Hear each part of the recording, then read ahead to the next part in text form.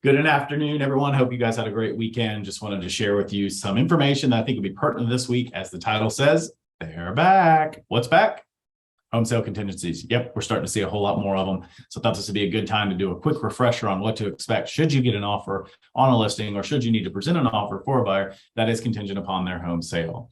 So this starts on page 1, section 2 of the purchase and sale agreement. The first place that is discussed whether or not they have a home for sale would be right here. It says this contract either is or is not contingent upon the sale of their home. And it asks whether or not form SC 504 is or is not attached to the contract. There are very few situations where as a seller or a listing agent, I would want to move forward under contract without having form 504 attached. So you want to make sure this is properly filled out on the purchase and sale agreement. Now let's take a quick jog through form 504, just a couple of important parts. First, obviously you're going to have the property that the buyer needs to sell, whether or not that property is currently under contract. And if so, is there a copy of the contract? If it is not under contract, is it listed on the MLS? Is it listed by a brokerage? And if not, when will it be listed by? And then the last part of this first section is that it must be under contract by a certain date. Obviously, you want to time this date that gives them enough time to go under contract, go through all their due diligence, and get closed prior to closing the property that they are trying to purchase.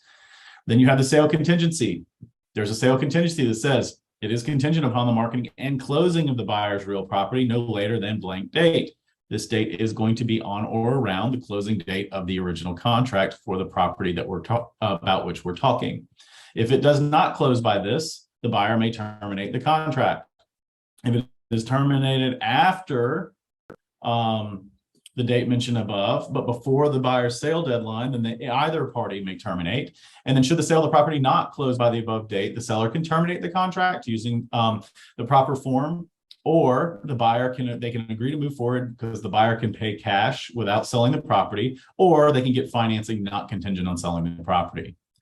Last two sections are just the obligation of both parties, buyers, properties, and duties. They need to make good faith efforts to sell their property. They need to inform the sellers and brokers of any pertinent information, and then direct the brokers or law firms to disclose pertinent information regarding the sale of their property. This is in order to keep the seller in the current situation aware. And then the seller has their own rights that they can do. They can market and subsequently and take on subsequent offers. Now, understand that if you have a home that is under contract contingent on the buyer's home selling, it still needs to be marked active contingent. Now, should they get an offer that is a better offer than the current buyer's offer on the property, then they can deliver to them notice of having that offer, which is what these 4 steps down here talk about. If the seller does deliver this notice, then the buyer has the option to remove the contingency if the buyer's property closing is not required for them to obtain the money to purchase the property. So I know it's a ton of information. I know it's a lot to go through. However, I just want to do a quick refresher. Should you have any questions, shoot me an email. Glad to help in any way that I can. Y'all have a great day. Happy selling. Let me know if you need anything. Take care.